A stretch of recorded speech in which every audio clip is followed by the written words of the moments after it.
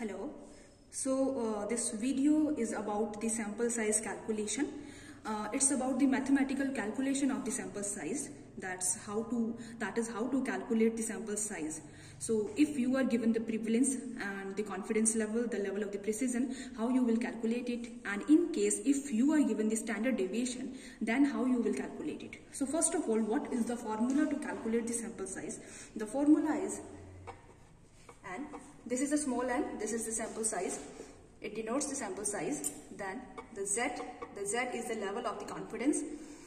And if the prevalence is given, then we use the formula PQ. Denominator is the level of the precision that we are going to use. So this is the simple formula. How we will calculate our Q? The small q will be calculated by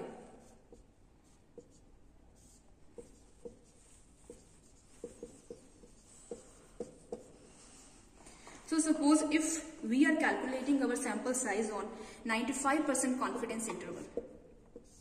The 95% confidence interval means the value of Z would be 1.96. So here I am putting the value 1.96 in the formula.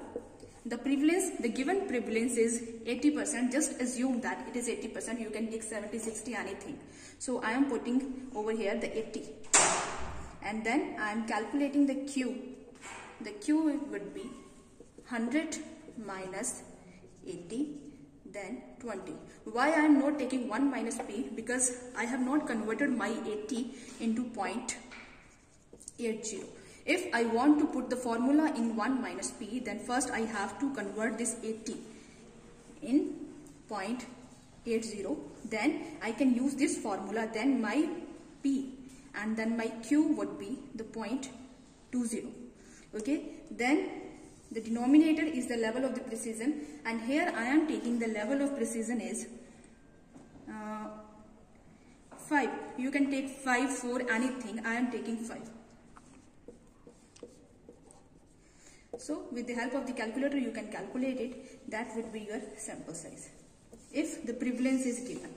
Now the second thing is sometimes what happens, the precision is in the form of the relative precision. It is not in the form of the absolute precision. If the absolute precision is given, then we will do this formula. And if there is the relative precision, if the precision is relative,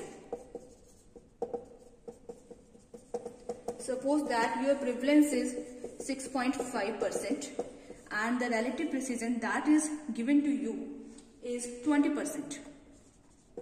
It is 20%. So first we will calculate the absolute precision. How we will calculate that? We will multiply our prevalence with the relative precision, denominator 100, and then we will get our relative precision. So we will get our absolute precision. That would be 1.3. So here what we will do? We will put over here 1.3. If the relative precision is given, then we need to do this thing.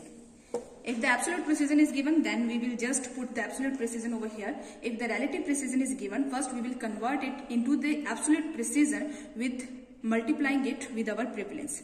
So here I am not converting this 6.5% to 0.065. I am putting it over like this. So 6.5, then 100 minus P. The 100 minus P would be 100 minus 6.5. It would be 93.5. So my sample size would be 1380 or 1381 approx.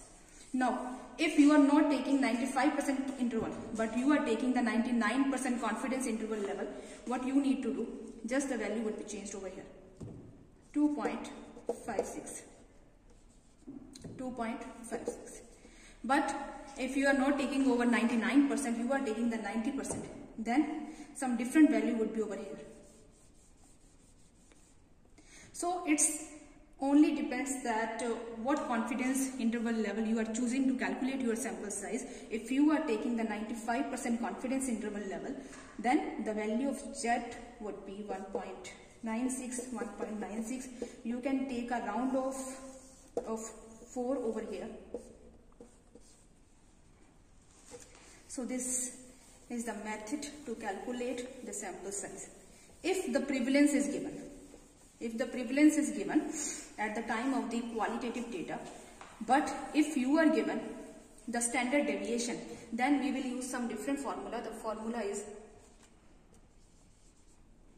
all the other things are same, just I am changing the formula and I am writing here the sigma. Sigma is the population parameter when we are given the standard deviation. So suppose now our standard deviation is 200 and our precision will be 50. So D is 50 and sigma is 200. Same formula, Z, 95% confidence interval, the value would be 1.96, sigma 200. This is the standard deviation. If there is a quantitative data, then 50 and 50. Then it would be your sample size. So there are 3 things. Number 1, if you are calculating the sample size with the help of the proportion or the prevalence, and if there is a absolute precision is given, just you will put your all the values over here. If you are given the relative precision, so first you need to calculate the absolute precision, and the third thing is if the standard deviation is given, then you will do this. So this is all about how you will calculate the sample size. There are 2 things also, that is type 1 error and type 2 error.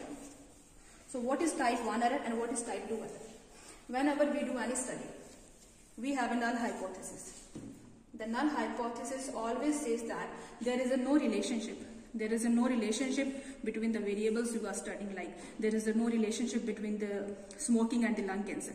There is no relationship between the physical activity and the heart attack. So any variables that you are going to study, the null hypothesis always says that there is no relationship. But now you got your result after the completion of your study. So you are rejecting the null hypothesis.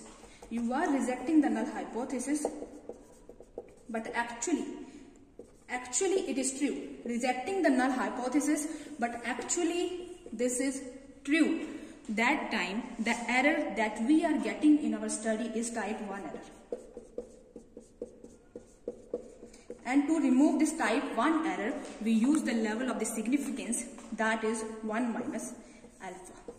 The level of the significance we use at the time of the type 1 error when we reject the null hypothesis, but actually it is true. Now the second thing, we are accepting the null hypothesis, but actually it is false. What happens? That time we are getting the type 2 error. And to correct the type 2 error, we use the power of the study. The power of the study is denoted as 1 minus beta. So power is always related to the type 2 error.